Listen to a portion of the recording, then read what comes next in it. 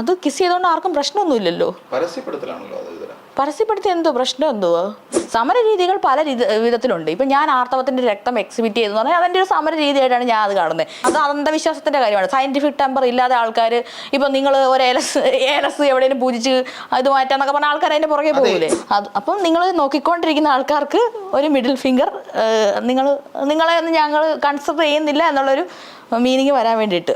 അങ്ങനെ പൈസയ്ക്ക് വേണ്ടിയാണ് ഞാൻ ബിഗ് ബോസിൽ പോകുന്നുണ്ട്. ഞാൻ പൈസയ്ക്ക് വേണ്ടിയേ പോകുള്ളൂ, പൈസയ്ക്ക് വേണ്ടി മാത്രം. ഈ കിസ് ഓഫ് ലവിന്റെ കാരണം എന്തായിരുന്നു? കിസ് ഓഫ് ലവിൻ്റെ കാരണം എനിക്ക് കറക്റ്റായിട്ട് വലിയ രീതി അറിയില്ല. കാരണം ഞാൻ ആ സമയത്ത് വളരെ കുഞ്ഞായിരുന്നു. ഞാൻ അന്നേരം കണ്ണൂരായിരുന്നു പക്ഷേ ഈ കിസ് ഓഫ് ലവ് എൻ്റെ ജീവിതത്തെ ഒരുപാട് സ്വാധീനിച്ചിട്ടുണ്ട്.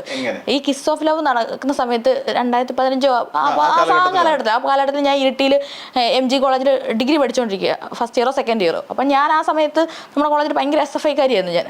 അപ്പം ഞാനിങ്ങനെ നമ്മളൊക്കെ ക്ലാസ്സിൽ നിന്ന് ഇങ്ങനെ പറഞ്ഞു, ഇവർക്ക് വേറെ പണിയൊന്നുമില്ല, ഇവരെന്തിനാ ഈ പബ്ലിക്കായിട്ട് പോയി കിസ് ചെയ്യുന്നത് അങ്ങനെയൊക്കെ. അപ്പം വീട്ടിൽ നിന്നും അമ്മയൊക്കെ ഇങ്ങനെ പറയും. അപ്പോൾ ഞങ്ങൾ ക്ലാസ്സിൽ പോയിരുന്നിട്ട് ഞങ്ങൾ കുറേ ചേട്ടന്മാരും എല്ലാം കൂടി ഇരുന്ന് ഞങ്ങളിങ്ങനെ പറഞ്ഞു. അപ്പോൾ കുറേ SFI ചേട്ടന്മാർ പറഞ്ഞു, അതെന്തുകൊണ്ട് നിങ്ങൾ അങ്ങനെ കാണുന്നേ, അത് അവർക്ക് ഇഷ്ടമുള്ള കാര്യമല്ലേ, അത് അവരുടെ വ്യക്തി സ്വാതന്ത്ര്യമല്ലേ, അങ്ങനെയൊക്കെ പറഞ്ഞാൽ ആ ചേട്ടന്മാർ നമുക്കൊരു ഇൻസൈറ്റ് പറഞ്ഞു തന്നു. അപ്പോഴാണ് എനിക്ക് അങ്ങനെയും ചിന്തിക്കാമല്ലോ എന്നുള്ളൊരു. അത് കിസ് ചെയ്തുകൊണ്ട് ആർക്കും പ്രശ്നമൊന്നുമില്ലല്ലോ. പരസ്യപ്പെടുത്തി എന്തോ പ്രശ്നം എന്തുവാ? കിസ് അല്ല, രണ്ടുപേര് കിസ് ചെയ്യുന്ന കോൺസ്റ്റിറ്റ്യൂഷൻ പ്രകാരം തെറ്റാണോ? എനിക്കറിയത്തില്ല. പക്ഷെ പരസ്യമായി അതിനുവേണ്ടി ഒരു സ്ഥലം കണ്ടുപിടിക്കുകയും കുറെ അധികം ആൾക്കാർ അവിടെ വന്ന് നിന്നുണ്ട്. കിസ് എന്ന് പറഞ്ഞാൽ അതിനകത്തൊരു ചൂടുണ്ടാവണം. ചൂട് അതവരുടെ ഒരു പ്രതിഷേധ മാർഗമല്ലേ കിസ് ഓഫ് ലവ്. അതാ പറഞ്ഞത്, എന്തിനു പ്രതിഷേധിക്കണം? ഞാൻ എന്റെ പാർട്ണറെ ചുംബിക്കുന്നതിന് ഞാൻ എന്തിന് അത് പരസ്യമാക്കണം? അല്ല, അവിടെ എനിക്ക് അവിടെ ഒരു പ്രണയമുണ്ട്, ഒരു സ്നേഹമുണ്ട്. ഈ സ്നേഹവും പ്രണയവും ഇല്ലാതെ മറ്റാരോടോ ഉള്ള പ്രതിഷേധത്തിന് ഒരു പരസ്യമായ ഒരിടത്ത് നിന്ന് സ്വന്തം പാർട്ണറെ ചുംബിച്ച് അവിടെ പ്രണയത്തിന്റെ അംശം കൊടുത്തിട്ടാണ് ചുംബിക്കുന്നത്. അതിനെ എതിർത്തതിന് പകരം ഒരു പ്രണയവും ഇല്ലാതെ നമ്മൾ കുറെ അധികം ആൾക്കാർ ഒരു സ്ഥലത്ത് കൂടിച്ചേർന്നതുകൊണ്ട് പരസ്പരം ചുംബിക്കുക. ഇത് ഏത് തരത്തിലുള്ള സാറ്റിസ്ഫാക്ഷൻ ആണ് കൊടുക്കാൻ പറ്റുക? സാറ്റിസ്ഫാക്ഷൻ അല്ല, ഇത് സമര രീതി, തിരിച്ചറിവാണ് കൊടുക്കാൻ പറ്റുക. തിരിച്ചറിവ് ഇപ്പൊ എനിക്കുണ്ടായ തിരിച്ചറിവ് ഒരു എക്സാമ്പിൾ ആണ്. എനിക്കത് നിങ്ങൾ ഉൾക്കൊള്ളുന്നില്ല, പക്ഷെ എനിക്ക് അതിനൊരു എക്സാമ്പിൾ ഞാൻ പറയാം. എവിടെയാണെന്നറിയത്തില്ല, എനിക്ക് റെഡ് കാർപ്പറ്റോ അങ്ങനെ എന്തോ ക്യാൻസ് ഫെസ്റ്റിവൽ എവിടെയോ ആണ്.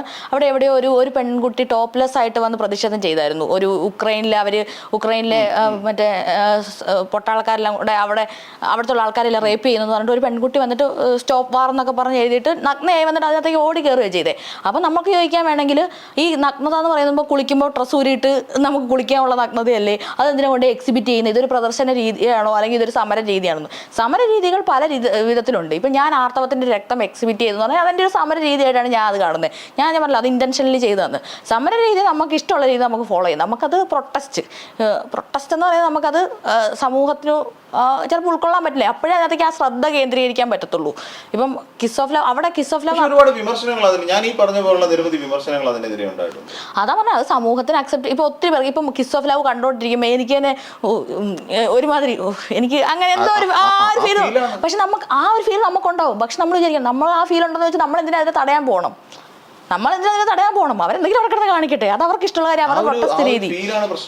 ആ ഒരു ഫീൽ എനിക്കുണ്ടായ. എനിക്കിപ്പോൾ ഈ ഇടയ്ക്ക് ഞാൻ കിസ് ഓഫ് ലവിന്റെ ഒരു പ്രൊട്ടസ്റ്റിന്റെ ഒരു സമരം കണ്ടപ്പോൾ എനിക്ക് ആൾക്കാരൊക്കെ അങ്ങോട്ടും ഇങ്ങോട്ടും കിസ് ചെയ്യുന്നുണ്ടപ്പോൾ എനിക്ക് ഒരു പ്രതിഷേധം മാത്രമാണ്. അല്ല, അതവരുടെ പ്രതിഷേധ രീതി. അത് എനിക്കത് ഇഷ്ടമില്ല, ആ പ്രതിഷേധ രീതി ഇഷ്ടമില്ല. ഞാൻ ആ സമരത്ത് ഇപ്പോൾ അങ്ങനെ സമരം വെച്ചാൽ ഞാൻ പോകില്ല. കാരണം എന്ന് പറഞ്ഞാൽ എനിക്ക് പേഴ്സണലി എന്നെ ആരും വന്ന് ഉമ്മ വെക്കുന്നൊന്നും, കാരണം ഇപ്പോൾ ഒരു പ്രൊട്ടസ്റ്റാണ്, ചിലപ്പോൾ ആൾക്കാരൊക്കെ അങ്ങോട്ടും ഇങ്ങോട്ട് വന്ന് ഉമ്മ വെക്കുകയൊക്കെ ചെയ്യും. എനിക്കതൊന്നും ഇഷ്ടമില്ല. ഞാൻ നേരത്തെ പറഞ്ഞത് അതിനകത്തൊരു സ്നേഹം ഉണ്ടാവണം. അത് പ്രൊട്ടസ്റ്റ് രീതി. അത് അങ്ങനെ ചെയ്യാൻ ഇഷ്ടമുള്ള ആൾക്കാർ ചെയ്തോട്ടെ. അവർക്കിപ്പോ കിസ് അത് നിയമമൊന്നും ഇല്ല, എവിടെ എഴുതി വെച്ചിട്ടില്ലല്ലോ. ചുംബനം എന്ന് പറഞ്ഞിട്ടുണ്ടെങ്കിൽ അത് പ്രണയത്തോട് മാത്രം ചെയ്യാൻ പറ്റുന്ന സംഭവം. അത് ഫീൽ ചെയ്യണമെന്നുണ്ടെങ്കിൽ അതിന് പ്രണയം വേണ്ടേ? ഇത് വെറുതെ രണ്ടുപേരെ എവിടെ അല്ല വെറുതെ രണ്ടുപേരെ എവിടെ ഇത് ചുംബിച്ചപ്പോ ആരാണ്ടൊക്കെയോ എന്തൊക്കെയോ പോയി പറഞ്ഞിട്ടെങ്ങാണ്ടല്ലേ ഈ സമരം ഉണ്ടായിരുന്നു. അതിന്റെ പ്രതിഷേധമായിട്ട് ഇത് ചെയ്തു, അത്രേ ഉള്ളൂ. അവരവിടെ ഇരുന്ന് രണ്ടുപേര് പ്രണയത്തോട് ചുംബിച്ചപ്പോ ബാക്കിയുള്ളവർ എന്തിനാ ഇടയിൽ പോയി കയറാൻ പോയത്? ഈ പറയുന്ന പ്രതിഷേധങ്ങൾ പലതും വഴിമാറി പോകുന്നുണ്ട്. ഇതൊക്കെ ഓരോ ആൾക്കാരെ ഡിപ്പെൻഡ് ചെയ്യുന്ന കാര്യങ്ങളാണ്. ഇതൊക്കെ ഓരോ ആൾക്കാർ, കുറെ ആൾക്കാർ ഇത് നമ്മളെ കുറേ സമൂഹം ഇന്ന് വരെ പാലിച്ചു വന്നു. ഇപ്പം നമുക്കാണെങ്കിൽ ഇപ്പോൾ വേറെ പുറത്തുള്ള രാജ്യങ്ങളിലൊക്കെ ആൾക്കാർ മറ്റേ പ്രപ്പോസൊക്കെ ചെയ്തിട്ട് ഉമ്മയൊക്കെ വെക്കാറുണ്ടല്ലോ.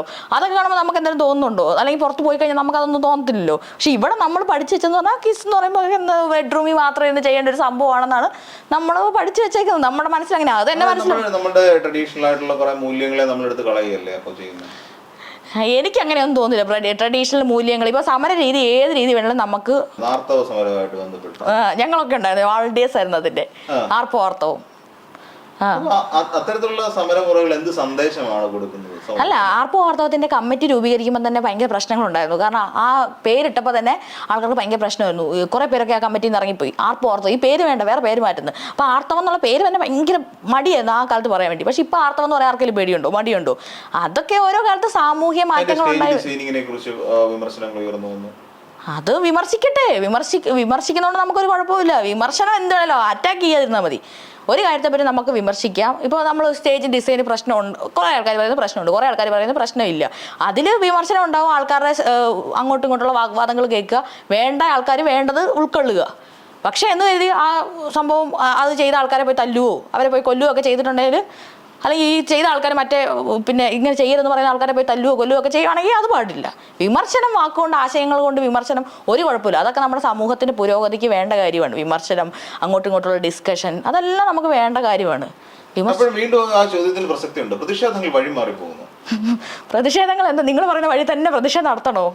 അങ്ങനെയല്ല, പ്രതിഷേധങ്ങൾ വഴിമാറി പോവാണ് ശരിക്കും സംഭവിക്കുന്നത്. അല്ല, ഇപ്പൊ പ്രതിഷേധം എന്നൊക്കെ പറഞ്ഞാൽ സത്യം പറഞ്ഞാൽ ഇപ്പൊ പ്രതിഷേധമൊക്കെ മറ്റേ മുൻകൂട്ടി അനുമതിയൊക്കെ വാങ്ങി എല്ലാം ചെയ്തിട്ടല്ലേ പ്രതിഷേധം. ശരിക്കും പ്രതിഷേധത്തിന്റെ സ്വഭാവമേ അങ്ങനെയല്ല. പ്രതിഷേധം എന്ന് പറഞ്ഞാൽ നമുക്ക് സ്പോണ്ടേനിയസ് ആയിട്ട് നമ്മുടെ മനസ്സിലൊരു അനീതി നടക്കുന്നു, അതിനെതിരെ നമുക്കൊരു ഇതൊന്നും നമ്മൾ ആൾക്കാരെ വിളിച്ചു കൂട്ടുന്നു, പ്രതിഷേധിക്കുന്നു, അത്രമാത്രമേ ഉള്ളൂ. അത് ഏത് രീതിയിൽ വേണേലും ആവാം. അത് പ്രതിഷേധ കമ്മിറ്റിക്കാർക്ക് അവർക്ക് ഇഷ്ടമുള്ള ഏത് രീതിയിൽ വേണേലും ആവാം. കോൺസ്റ്റിറ്റ്യൂഷൻ പ്രകാരം ആരെയും ഉപദ്രവിക്കാതെ, ആരെയും തല്ലിക്കൊല്ലാതെ ഏത് രീതിയിൽ വേണേലും ആവാം. ഇപ്പം കുക്കികളും മറ്റേ മീതികളും തമ്മിൽ അങ്ങോട്ടും ഇങ്ങോട്ടും പ്രശ്നം ഉണ്ടായപ്പോൾ ഒരു പെൺകുട്ടീനെ ഡ്രസ്സ് ഇല്ലാതെ അത് അവർക്ക് മറ്റുള്ളവരോടുള്ള പ്രതിഷേധമായിരിക്കും അത്. പക്ഷെ അതൊരാളെ ഉപദ്രവിക്കുന്നുണ്ട്. പ്രതിഷേധം ഏത് രീതിയിലാവാം. പക്ഷെ അത് ഒരാളെ ഉപദ്രവിക്കുകയോ വേറൊരാളെ വീട് തീടുകയോ അടിച്ചു പൊട്ടിക്കുകയോ ഒരാളെ കൊല്ലുകയോ ഒരാളെ അടിക്കുകയോ ഒന്നും ചെയ്ത രീതിയിൽ ആവാൻ പാടില്ല. ഒരു പുരുഷ കേന്ദ്രീകൃതമായ ഒരു വ്യവസ്ഥയോട് ശ്രീലക്ഷ്മി അറക്കലിനൊരു ദേഷ്യമുണ്ട്. പുരുഷ കേന്ദ്രീകൃത വ്യവസ്ഥയോട് എനിക്ക് ദേഷ്യമുണ്ട്. പുരുഷന്മാരുടെ ദേഷ്യമൊന്നുമില്ല. പുരുഷ കേന്ദ്രീകൃത വ്യവസ്ഥയോട് ദേഷ്യമുണ്ട്. എന്തുകൊണ്ട് അങ്ങനെ ഒരു ദേഷ്യം വരുന്നു? ആ ദേഷ്യം നമുക്ക് ഫ്രീഡം തരാത്തതുകൊണ്ട്, നമുക്ക് ഇഷ്ടമുള്ള രീതി നമുക്ക് നടക്കാൻ പറ്റാത്തതുകൊണ്ട്, പിന്നെ എന്നെ തെറി പറയുന്നുണ്ട്. ഈ ഒരു ആധുനിക കാലത്ത് സ്ത്രീകൾക്ക് എന്ത് തരത്തിലുള്ള സ്വാതന്ത്ര്യമാണ് വേണ്ടത്? അത് പല ആൾക്കാർക്കും പല രീതിയിലുള്ള സ്വാതന്ത്ര്യമാണ് വേണ്ടത്. ഇപ്പം എൻ്റെ ഫാമിലി എന്ന് പറഞ്ഞാൽ എൻ്റെ വീട്ടിൽ ഇപ്പം കുറേ ആൾക്കാരുടെ ഫാമിലി തന്നെ ഒത്തിരി പാട്രിയാർക്കി ഉണ്ട്. ഇപ്പം എൻ്റെ വീട്ടിൽ അമ്മയും മാത്രമുള്ളതുകൊണ്ട് അവർക്കും ആദ്യം കുറേ കാര്യങ്ങളൊന്നും അക്സെപ്റ്റ് ചെയ്യാൻ പറ്റില്ലായിരുന്നു. പക്ഷേ പിന്നെ അവരോട് പറഞ്ഞ് അവർ മനസ്സിലാവുന്നതുകൊണ്ട് ആ ഒരു ട്രാക്കിൽ വന്നു. പക്ഷെ പല പെൺകുട്ടികൾക്കും ഇപ്പോഴും എന്താ പറയുക, സ്വന്തമായിട്ടുള്ള ഒരു തീരുമാനം എടുക്കാനോ, എന്ത് പഠിക്കണമെന്നോ, എപ്പോൾ കല്യാണം കഴിക്കണമെന്നോ, അങ്ങനെ കുറേ കാര്യങ്ങൾ, എന്ത് ജോലി ചെയ്യണമെന്നോ, അങ്ങനെ കുറേ ഇപ്പം പ്രത്യേകിച്ച് കല്യാണം കഴിച്ചു പോയ വീടുകളിലും അങ്ങനെ ഒരുപാട് പ്രശ്നങ്ങളുണ്ട് സമൂഹത്തിൽ. ഇപ്പം സ്ത്രീധന മരണോ, അങ്ങനെ ഒരുപാട്. കാരണം സ്ത്രീകൾ തന്നെയാണ് സ്ത്രീധനത്തിന് എല്ലാ ക്രൈംസിന്റെ പിന്നിലും ഒരു സ്ത്രീകളുടെ സ്വാധീനമുണ്ട്. സ്ത്രീകളുടെ സ്വാധീനമുണ്ട്. അത് എവിടെ നിന്ന്? കേരളം ഞെട്ടിപ്പോയ നരബലി കേസിൽ ഒരു സ്ത്രീ ഉണ്ട്. അത് അന്ധവിശ്വാസത്തിന്റെ കാര്യമാണ്. സയന്റിഫിക് ടെമ്പർ ഇല്ലാതെ ആൾക്കാർ ഇപ്പൊ നിങ്ങൾ ഒരു ഏലസ് എവിടെയും പൂജിച്ച് ഇത് മാറ്റാന്നൊക്കെ പറഞ്ഞ ആൾക്കാർ അതിന്റെ പുറകെ പോകൂലേ? അതുകൊണ്ടാണ് ഞാൻ പറഞ്ഞത് ഓൾമോസ്റ്റ് നമ്മുടെ കേരളത്തിലെ ക്രൈംസ് എടുത്ത് നോക്കുമ്പോൾ കഴിഞ്ഞ ദിവസം ഒരു കൊലപ്പെടുത്തി ക്രൈംസ് ചെയ്യുന്ന സ്ത്രീകളും പുരുഷന്മാരും എല്ലാ ജെൻഡറിൽപ്പെട്ട ആൾക്കാരും ഉണ്ട്. അതിലൊന്ന് പിന്നെ അത്തരത്തിൽ വിമർശിക്കപ്പെടുന്നില്ലേ സ്ത്രീകൾ വിമർശിക്കപ്പെടുന്നുണ്ട്. ഒരുപാട് നമുക്ക് കവിയൂർ കേസ് എടുത്ത് നോക്കാം, കിളിരൂർ സ്ത്രീപീഡന കേസ്, അങ്ങനെ ഒരുപാട് കേസുകൾ എടുത്ത് നോക്കുമ്പോൾ അതിന്റെ എല്ലാം പിന്നില് ഒരു സ്ത്രീ കേന്ദ്രീകൃതമായ എന്തോ ഒരു എലമെന്റ് നമ്മൾ അവിടെ കാണുന്നുണ്ട്. സ്ത്രീകൾ ക്രൈമിൽ എന്തായാലും ഉൾപ്പെടുന്നൊക്കെയുണ്ട്. സ്ത്രീകൾ മനുഷ്യന്മാരല്ലേ, അവര് ഉൾപ്പെടാന്നിരിക്കുമല്ലോ. അതിനെ ന്യായീകരിക്കുന്നുണ്ടോ? എന്ത് സ്ത്രീകൾ ക്രൈമിൽ ഉൾപ്പെടുന്നതിനെ? സ്ത്രീകൾ ആര് ക്രൈമിൽ ഉൾപ്പെട്ടാൽ നമുക്കത് ന്യായീകരിക്കാൻ പറ്റത്തില്ലോ. ആരും ക്രൈം ചെയ്യാൻ പാടില്ല. ക്രൈം ചെയ്യാതിരിക്കുകയാണെങ്കിൽ നല്ല സുന്ദരമായിട്ടുള്ള ഒരു സമൂഹം നമുക്കിവിടെ ഉണ്ടാവും. ക്രൈം ആര് ചെയ്താലും അത് തെറ്റ് തന്നെയാണ്. അത് എന്തായാലും അവർക്ക് കോൺസ്റ്റിറ്റ്യൂഷൻ പ്രകാരമുള്ള ശിക്ഷ കിട്ടുകയും ചെയ്യും. അവർ സ്ത്രീയാണെന്ന് പറഞ്ഞുകൊണ്ട് അവർക്ക് ശിക്ഷ കിട്ടാതിരിക്കുമോ? അതൊന്നും കിട്ടാവുന്നിരിക്കില്ല. സ്ത്രീകൾ എല്ലാവരും എല്ലാ ജനറിൽപ്പെട്ട ആൾക്കാരും കുറ്റകൃത്യങ്ങളിൽ ഏർപ്പെടുന്ന ആൾക്കാരുണ്ടാവും, നല്ല ആൾക്കാരുണ്ടാവും. ഇപ്പം ഫെമിനിസ്റ്റ് എന്ന് പറയുമ്പോൾ സ്ത്രീകൾ മാത്രമല്ല ഉള്ളത്, പുരുഷന്മാരുണ്ടാവും, വേറെ ജനറിൽപ്പെട്ട ആൾക്കാർ, വേറെ ജനറിൽപ്പെട്ട ആൾക്കാരുണ്ടാവും.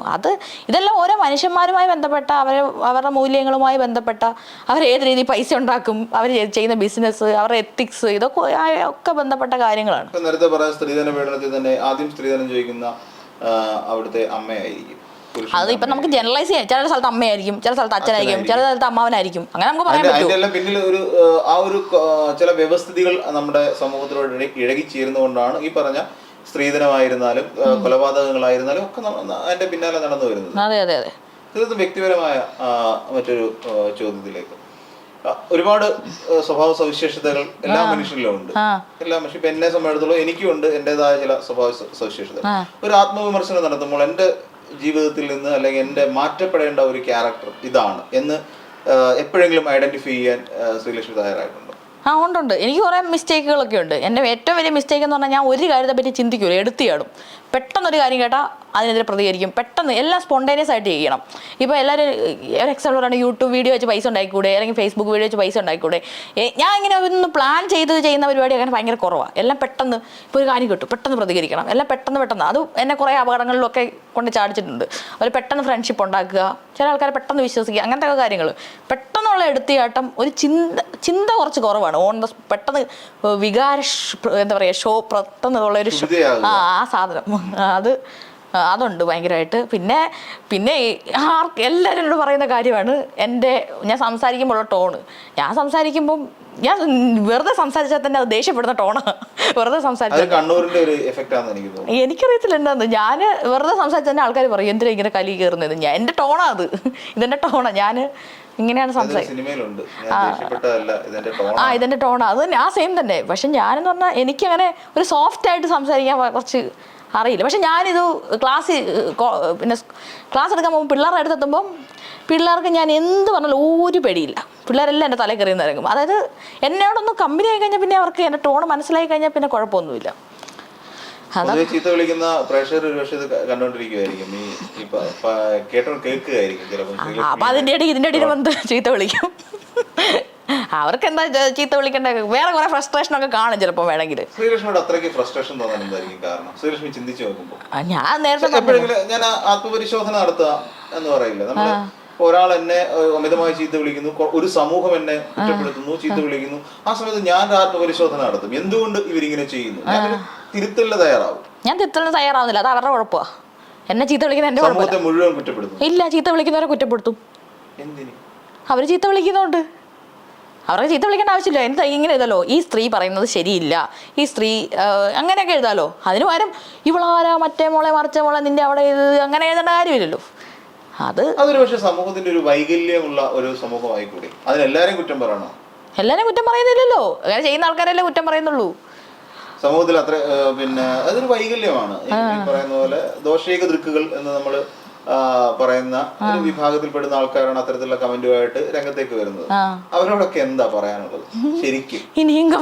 അല്ല, നമ്മള് ദേഷ്യപ്പെടലും ചീത്തവിളിയും തെറിവിളികളും അബ്യൂസിങ്ങും എല്ലാം ഒഴിവാക്കി നിർത്തിക്കൊണ്ട് അവരോട് മാന്യമായ ഭാഷയിൽ ശ്രീലക്ഷ്മി അറക്കലിന് പറയാനുള്ളത് എന്താ?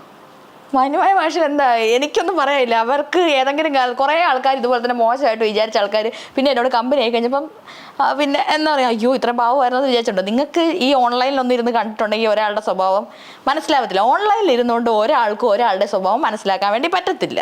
അതുകൊണ്ട് നമ്മൾ ഓൺലൈനിൽ കണ്ട ആരെയും ജഡ്ജ് ചെയ്യാൻ വേണ്ടി പാടില്ല, ഓൺലൈനിൽ കണ്ട ആരെയും വിശ്വസിക്കാനും പാടില്ല. ഓൺലൈനിൽ നല്ല ആൾക്കാരായിട്ടിരിക്കുന്നവർ ചിലപ്പോൾ നല്ല ഉടായ്പ ആൾക്കാരായിരിക്കും. ഓൺലൈനിൽ ഭയങ്കര മോശമായിട്ടിരിക്കുന്ന ആൾക്കാർ, ഒരു എക്സാമ്പിൾ രഹന ഫാത്തിമേനെ ഞാൻ ഭയങ്കര മോശമെന്നല്ല, ഭയങ്കര തീപ്പൊരിയായിട്ടുള്ള ഭയങ്കര സ്ട്രോങ് ഭയങ്കര പവർഫുൾ ആയിട്ടുള്ള ലേഡിയെന്ന് ഞാൻ വിചാരിച്ചത്. പക്ഷെ ഞാൻ പരിചയപ്പെട്ട് കഴിഞ്ഞപ്പം ഭയങ്കര പാവം, ഭയങ്കര സോഫ്റ്റ്, ഭയങ്കര സ്നേഹമയായിട്ട്, ഭയങ്കര പഞ്ചപാവമായിട്ടുള്ളൊരു ചേച്ചി. അപ്പോൾ അങ്ങനെ ഒരാളെ ഓൺലൈനിൽ കണ്ട് നമ്മൾ വിലയിരുത്തരുത്. നിങ്ങൾക്ക് അവരുമായിട്ട് ഡയറക്റ്റ് കോണ്ടാക്ട് ഉണ്ടെങ്കിൽ നിങ്ങൾക്ക് വിലയിരുത്താം. എന്നോട് എല്ലാവരും പറയുന്നത്, അതായത് ഓൺലൈനിൽ കണ്ടപ്പം വിചാരിച്ച് ഭയങ്കര സാധനം വന്ന് നേരിട്ട് വർത്തമാനം പറഞ്ഞപ്പോൾ അയ്യോ പാവെന്ന് മനസ്സിലായി എന്ന്. അപ്പം അത് ഓൺലൈനിൽ കണ്ട് വിലയിരുത്താതിരിക്കുക. പിന്നെ എന്താണ് നിങ്ങൾക്ക് നല്ലതെന്ന് തോന്നുന്നത് അതെടുക്കുക, മോശം തോന്നുന്നത് എടുക്കണ്ട. എല്ലാം നിങ്ങളെ ഓരോരുത്തരുടെ മൊറാലിറ്റീനെയും ഓരോരുത്തരുടെ എത്തിക്സിനെയും ബാധിച്ചിരിക്കും. അങ്ങനെ തന്നെ. ഇപ്പം നമുക്ക് ഒരാളെ ഇഷ്ടമില്ലെന്ന് വെച്ചാൽ നമ്മളവരെ തെറി വിളിക്കാൻ വേണ്ടി നിൽക്കുന്നില്ല. നമ്മളെ ഇങ്ങോട്ട് തെറി വിളിച്ചാലേ നമ്മൾ വിളിക്കുന്നുള്ളൂ. അതുകൊണ്ട് തെറി വിളിക്കുന്നത് മാക്സിമം ഒഴിവാക്കി. അതൊന്നും പറഞ്ഞിട്ട് കാര്യമില്ല, എന്തായാലും പിന്നെ വിളിക്കും. പിന്നെ എന്തിനാ ഞാൻ പറയുന്നത്? ആ രീതിയിൽ ശ്രീലക്ഷ്മി അറക്കലിനെ കണ്ടു കഴിഞ്ഞു. എല്ലാവരും ഒന്നുമില്ല, കുറെ പേരൊക്കെ കുറെ പിന്നെ കുറെ പെൺകുട്ടികളൊക്കെ നമ്മളെ വിളിച്ചിട്ട് ഭയങ്കര ഫാനാണ്, ചേച്ചി പറയുന്നത് ഭയങ്കര ഇഷ്ടമാണ്, അങ്ങനെയൊക്കെ. അങ്ങനെ മോശം മാത്രമല്ല കേട്ടോ, നല്ല പറയുന്ന ഒത്തിരി ആൾക്കാരും ഉണ്ട്. നമ്മളോട് റെസ്പെക്റ്റ് ഉള്ള ആൾക്കാരും ചേച്ചി പറഞ്ഞുകൊണ്ട് അങ്ങനെ ചേച്ചി കാരണം നമുക്ക് ഇന്നത് ചെയ്യാൻ പറ്റിയിട്ടുണ്ട്, ചേച്ചി നമുക്ക് ഇൻസ്പിറേഷൻ ആണ്, അങ്ങനെയൊക്കെ പറയുന്ന ഒരുപാട് ആൾക്കാരും ഉണ്ട്. നേരത്തെ ഈ പറഞ്ഞല്ലോ ആർത്തവത്തിന്റെ കാര്യം ഭയങ്കര ഇതായിട്ട് പറഞ്ഞല്ലോ, അതിനെതിരെ ഒരു ഇത് നടത്തിയത് ക്യാമ്പയിൻ പോലെ, ക്യാമ്പയിൻ അല്ല, ഒരു പ്രൊട്ടസ്റ്റ് നടത്തിയെന്ന് പറഞ്ഞു. പക്ഷേ ഈ മെൻസ്ട്രൽ കപ്പ് എന്ന് പറയുന്ന ഒരു സാധനം അത് ഒരു പക്ഷേ എനിക്ക് തോന്നുന്നു ശ്രീലക്ഷ്മി അറക്കലായിരിക്കും ഈ പരിചയപ്പെടുത്തിയത്. ഞാൻ 2018 ആ സമയത്ത് അത് പരിചയപ്പെടുത്തിയതാ, കുറേ വർഷം മുമ്പ്. 2018 കുറെ കൊല്ലമായില്ലേ? ഞാൻ എൻ്റെ 2ോ 4ാമത്തെ മെൻസ്ട്രൽ കപ്പം കണ്ട ഇപ്പൊ യൂസ് ചെയ്യുന്നത്. അത്രയും കുറെ കാലം മെൻസ്ട്രൽ കപ്പ് യൂസ് ചെയ്യുന്നത്. അത് ആ സമയത്ത് പറഞ്ഞപ്പോഴും ഇതുപോലെ ഭയങ്കരമായിട്ടുള്ള മോശം രീതിയിലുള്ള ഭയങ്കര വിമർശനമായിരുന്നു. കാരണം സ്ത്രീകൾക്കൊക്കെ അത് ഇഷ്ടമായി. കാരണം ഇതെന്താണെന്ന് അറിയാനുള്ളൊരു ആഗ്രഹം. ഞാൻ ആദ്യമായിട്ട് മാതൃഭൂമി ആഴ്ചപ്പതിപ്പിലെ ഒരു ബാക്കിൽ ഒരു പേജിലാണ് ഇത് കാണുന്നത്, മെൻസ്ട്രൽ കപ്പ്. ഞാൻ ഈ ഒരു കപ്പൊക്കെ എങ്ങനെ ഈ വെജനെ കയറ്റിയിട്ട് വെക്കാം. അപ്പം ഞാൻ കപ്പെന്നൊക്കെ വിചാരിക്കാൻ വലിയ എന്തോ സൈസുള്ള സാധനം എന്നാണ്. പിന്നെ അത് എവിടെ നിന്നാണോ എങ്ങനെ എനിക്ക് കിട്ടി, ഞാൻ മേടിച്ചതാന്ന് തോന്നുന്നു, എവിടെ നിന്ന് റിവ്യൂ ഒക്കെ കണ്ടിട്ട്.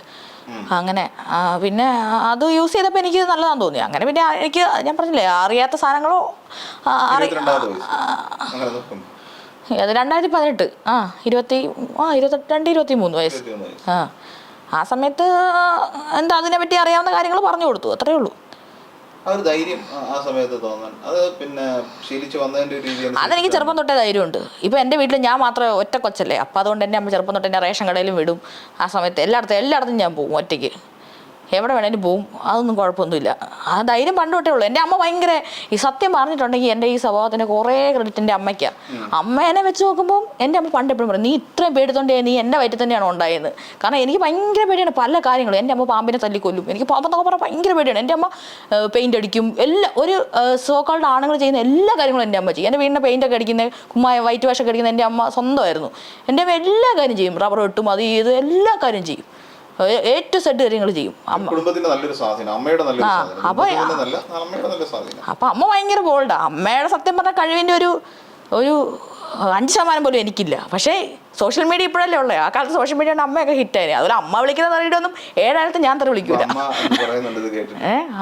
അമ്മ ഇപ്പോഴും വീട്ടിൽ പോയിട്ടുണ്ടെ തെറിയൊക്കെ വിളിക്കും, അങ്ങോട്ടും ഇങ്ങോട്ടൊക്കെ ഇരുന്ന്. ഞാൻ വീട്ടിൽ അങ്ങനെ തെറിയൊന്നും വിളിക്കൂല. അമ്മയുടെ ഒക്കെ ഡെയിലി ലൈഫിലുള്ള കാര്യമാണ് ഇത്ര വിളി. അതൊക്കെ പിന്നെ ഒരു വംശത്തിൻ്റെ ഒക്കെ കുറേ ഇതുണ്ട്. നമ്മൾ ഞാൻ പറഞ്ഞില്ല, കുടിയേറ്റ കർഷക മേഖല എന്നുള്ള ആൾക്കാരാണ്. ലിജോ ജോസ് പെല്ലിശ്ശേരിയുടെ സിനിമയിലൊക്കെ ഉള്ള തെറിയൊക്കെ കേട്ടിട്ടില്ലേ? അതൊക്കെ നമ്മുടെ നാട്ടിലുള്ളത്. നമ്മുടെ ചുരുളിയൊക്കെ എഴുതിയത് എൻ്റെ ഒരു ചേട്ടനാണ്, വിനോയ് തോമസ് എന്ന് പറയുന്നത്. എനിക്കൊക്കെ പേഴ്സണലായിട്ട് അറിയാവുന്ന നമ്മുടെ ഒരു ചേട്ടൻ്റെ സ്ഥാനത്തുള്ള ഒരു വ്യക്തിയാണ്. അപ്പം ഞങ്ങളുടെ ഒരു കൾച്ചർ തന്നെ എങ്ങനെയാണ്, കുടിയേറ്റ കർഷക മേഖല എന്നൊക്കെ പറഞ്ഞാൽ അവിടെയൊക്കെ തെറിയൊക്കെ അതൊക്കെ സാധാരണമായിട്ടുള്ളൊരു കാര്യമാണ്. അപ്പം എൻ്റെ അമ്മയൊക്കെ എന്തൊക്കെ തെറി വിളിക്കുന്നറിയോ? അതിൻ്റെ ഒന്നും 7 ഞാൻ വിളിക്കത്തേ ഇല്ല. അമ്മേനെ വെച്ചൊക്കെ ഞാൻ വെറും പാവം. അമ്മ ഭയങ്കര പുലിയാണ്. ഒരുപക്ഷെ ശ്രീലക്ഷ്മിയുടെ സ്വഭാവത്തെ രൂപീകരിച്ചതും ശ്രീലക്ഷ്മിയുടെ ഈ ഒരു എടുത്തുചാടിയുള്ള ഒരു സ്വഭാവവും ഒക്കെ ജീവിതത്തിൽ അനുഭവിച്ചു വന്ന ഒരു ബാല്യകാലത്തിന്റെ പ്രതിസ്ഫുരണം എന്ന് തന്നെ നമുക്ക് പറയേണ്ടി വരും.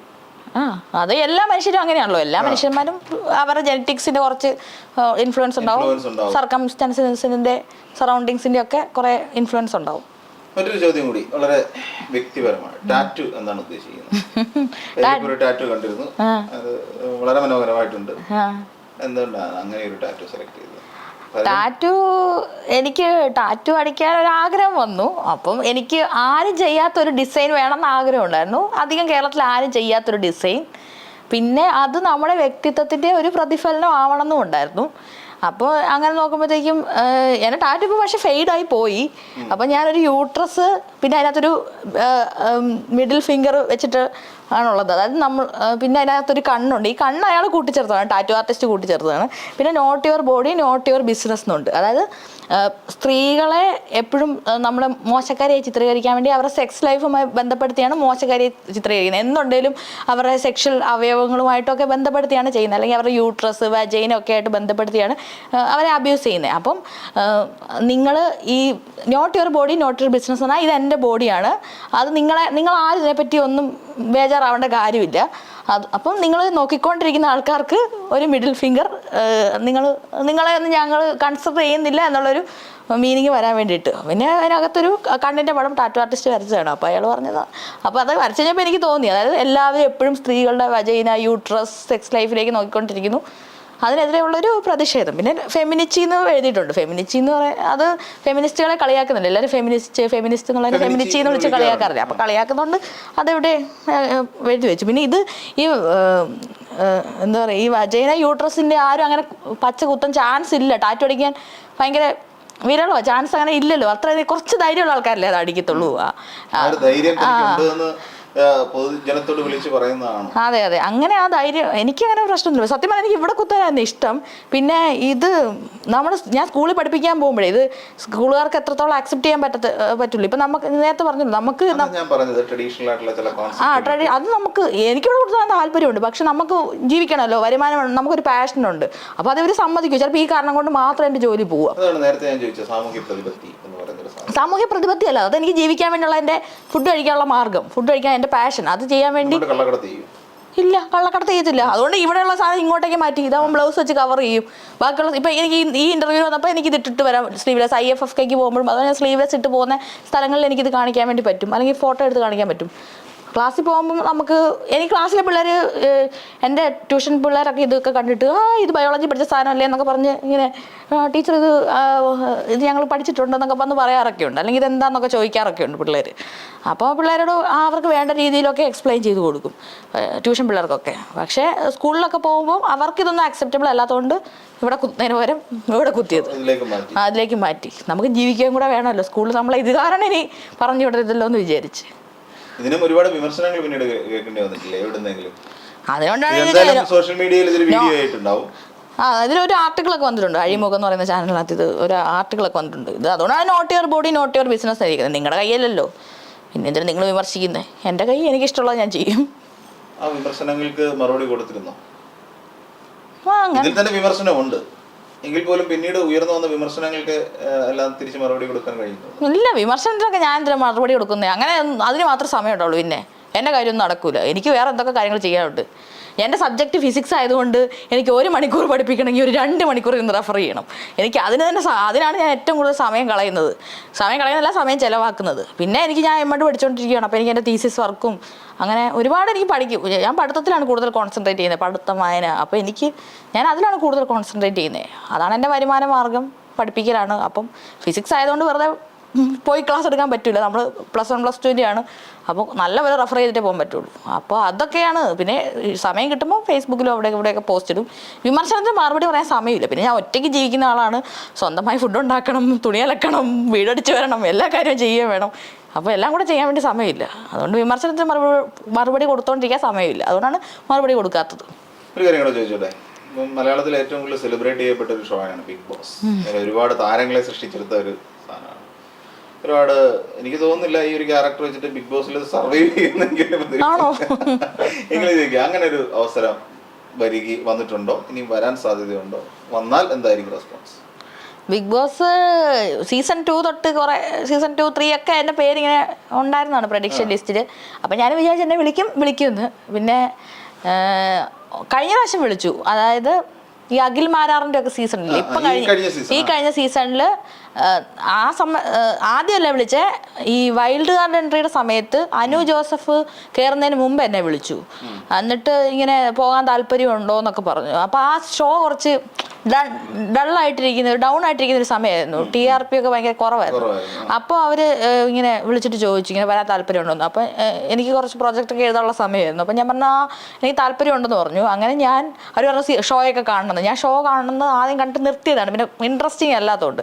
പിന്നെ ഞാൻ എഴുതും, 1/2 മണിക്കൂർ എഴുതും, പിന്നെ ഷോ കാണും. ഷോയിൽ പോകണം എന്നുള്ള ആഗ്രഹം കൊണ്ട് പിന്നെ കുറേ 2-3 പ്രാവശ്യമൊക്കെ അവർ വിളിച്ചു, കമ്മ്യൂണിക്കേറ്റ് ഒക്കെ ചെയ്തു. പോകാൻ വേണ്ടിയൊക്കെ ഏകദേശം പോകും, പിന്നെ വിളിക്കാമെന്നൊക്കെ പറഞ്ഞു. പിന്നെ അതിനുശേഷം അപ്പോഴത്തേക്ക് അനു ജോസഫിനെ അവിടെ അവർ കൊണ്ടുപോയിട്ടുണ്ടായിരുന്നു. അനു ജോസഫിന് ശേഷമുള്ള വൈൽഡ് കാർഡ് ഒരാളെ കൂടെ എടുക്കാമെന്ന് അങ്ങനെയായിരുന്നു അവരുടെ പ്ലാന്. അതിനുശേഷം പിന്നെ അവർ വൈൽഡ് കാർഡിനെ എടുക്കാതെ അനു ജോസഫും പോയിട്ട് രക്ഷയില്ലാത്തതുകൊണ്ട് പിന്നെ ആദ്യം ഹനാൻ പോയി, പിന്നെ അനു ജോസഫ് പോയിട്ട് രക്ഷയില്ലാത്തതുകൊണ്ട് പിന്നെ അവർ രജിത് കുമാറിനെയും ഡോക്ടർ റോബിനെയാണ് പിന്നെ കൊണ്ടുപോയത് പഴയ സീസണിലെ ആൾക്കാരെ. അത് ആ സ്ഥാനത്തായിരിക്കും ചിലപ്പോൾ അവർ എന്നെ വിളിച്ചത്. എന്നെ പിന്നെ വേറെ കുറേ പേരെ വിളിച്ചെന്ന് തോന്നുന്നു, യൂട്യൂബർ സായി കൃഷ്ണനെ വിളിച്ചെന്നൊക്കെ ഞാൻ അറിഞ്ഞു. എനിക്ക് അത് കറക്റ്റായിട്ടറിയില്ല, കുറേ ആൾക്കാർ പറഞ്ഞു കേട്ടത് തന്നെ ആ സമയത്ത്. അങ്ങനെ ആ സമയത്ത് തന്നെ വിളിച്ചായിരുന്നു കഴിഞ്ഞ സീസണിൽ. പക്ഷെ പിന്നെ അവർ ഫർദറായിട്ട് വിളിക്കാത്തത് കൊണ്ട് പോകാൻ വേണ്ടി പറ്റിയില്ല. താല്പര്യം എനിക്ക് ആ ഷോയോട് വലിയ താല്പര്യമില്ല. കാരണം എന്ന് പറഞ്ഞാൽ ഇങ്ങനെ അടി ഉണ്ടാക്കുക, പിന്നെ എനിക്ക് പിന്നെ ഫുഡൊന്നും മര്യാദയ്ക്കില്ല അങ്ങനെയൊക്കെ ഞാൻ കേട്ടിട്ടുണ്ട്. ഈ ഫുഡൊക്കെ ഭയങ്കര ഇഷ്ടമുള്ള ആളാണ്. അപ്പോൾ എനിക്ക് പിന്നെ അടി ഉണ്ടാക്കുക, ഗെയിമൊക്കെ കളിക്കുക. ഞാൻ ഓണപരിപാടിക്ക് പോലും ചാക്കിച്ചാട്ടോ അതിന് സ്പൂൺ റൈസ് അതൊന്നും കയറാത്ത ആൾക്കാർ. എനിക്ക് ഭയങ്കര മടി ഇങ്ങനത്തെ കായികമായിട്ടുള്ള അധ്വാനങ്ങൾക്കൊക്കെ.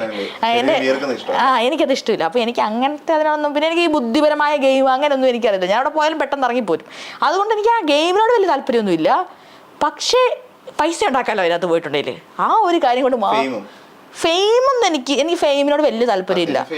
കാരണം എന്താ പറയുക, ഞാനിപ്പോൾ എനിക്ക് എവിടെ പോയാലും ആൾക്കാരൊക്കെ വന്ന് മിണ്ടുക, കുറേ ഫോട്ടോ എടുക്കുക, എനിക്കതൊന്നും വലിയ താല്പര്യമില്ല. എനിക്ക് വലിയ ഇഷ്ടമില്ല ആ സാധനം.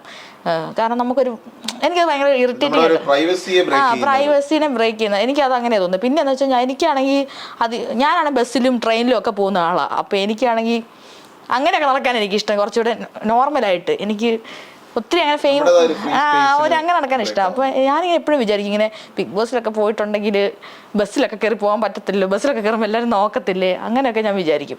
അപ്പോൾ എനിക്ക് ഫെയിമിനോടും താല്പര്യമില്ല, ആ ഗെയിമിനോടും അത്രയൊന്നും താല്പര്യമില്ല. പക്ഷേ എനിക്ക് അതിനകത്ത് പൈസ കിട്ടുവാണെങ്കിൽ, കാരണം എനിക്ക് പൈസയ്ക്ക് നല്ല ആവശ്യമുണ്ട്. ഞാൻ പൈസയ്ക്ക് ഭയങ്കര ടൈറ്റാണ്. അതായത് എനിക്ക് കുറേ കാര്യങ്ങൾ ചെയ്യാൻ പൈസ വേണം, എനിക്ക് കുറേ കടമുണ്ട്. അപ്പോൾ അങ്ങനെ പൈസയ്ക്ക് വേണ്ടി മാത്രം ആ ഷോയിൽ വിളിക്കുകയാണെങ്കിൽ ഞാൻ പോകുന്നുണ്ടെങ്കിലും പൈസയ്ക്ക് വേണ്ടി മാത്രമല്ല, അത് ഫെയിമോ അതൊന്നും എനിക്ക് ആവശ്യമില്ല. പിന്നെ അതിനകത്ത് ഷോയിൽ പോയി കഴിഞ്ഞിട്ടുണ്ടെങ്കിൽ ആ ഷോയിൽ പൈസ കിട്ടുന്ന പൈസ മാത്രമല്ല, പുറത്തിറങ്ങി കഴിഞ്ഞാൽ കുറേ ഇനാഗുറേഷനും, എനിക്ക് ഇനാഗുറേഷൻ ഒന്നും ചെയ്യുന്നതിനൊന്നും ഒരു താല്പര്യം അങ്ങനെയൊന്നും എനിക്ക് ഇഷ്ടമില്ല. പക്ഷേ ഇതെല്ലാം പൈസ കിട്ടുമല്ലോ, എനിക്ക് അതൊന്നും മോശം രീതിയിൽ ഉണ്ടാക്കുന്ന പൈസയല്ലല്ലോ.